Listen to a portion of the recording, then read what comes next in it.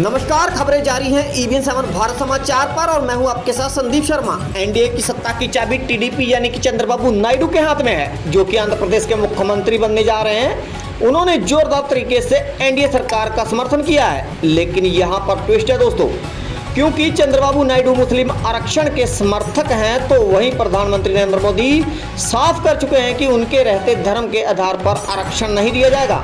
ऐसे में सवाल यही है कि गठबंधन का क्या होगा, एनडीए किस रास्ते पर जाएगा या फिर कोई बीच का रास्ता निकालना पड़ेगा। आखिर वह कौन सा रास्ता होगा जिसके जरिए टीडीपी और बीजेपी के भविष्य में कोई टकराव ना हो, क्योंकि केंद्र के साथ ही राज्य की सत्ता में दोनों सहयोगी हैं, लेकिन हालात अलग हैं। आंध्र प्रदेश में टीडीपी पूर्ण बहुमत में सत्ता में पहुंची है, तो वहीं केंद्र में भारतीय जनता पार्टी बहुमत तक नहीं पहुंच पाई है। इसीलिए बीजेपी को अब चंद्रबाबू नायडू और नीतीश के कंधों के सहारे सरकार चलानी पड़ेगी। ऐसे में कौन भारी पड़ेगा? जहां एक तरफ नरेंद्र मोदी कहते रहे हैं कि धर्म के आधार पर आरक्षण नहीं होगा।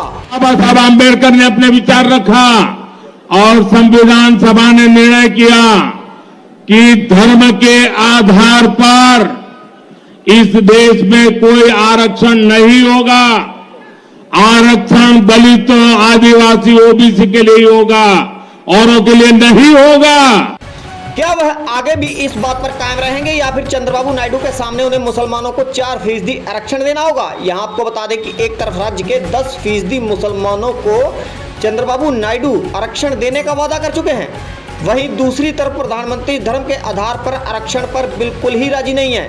अब इसमें अहम बात यह है कि जिसके सहारे नरेंद्र मोदी प्रधानमंत्री पद की शपथ लेने वाले हैं, इसमें आगे कोई घमासान होगा या नहीं, इसमें बड़ी बात है। एक तरफ चंद्रबाबू नायडू की वोट बैंक है, तो वहीं दूसरी तरफ एनडीए को समर्थन। अब चंद्रबाबू नायडू दोनों ही लिहाज में क्या करेंगे, यह वक्त ही बताएगा।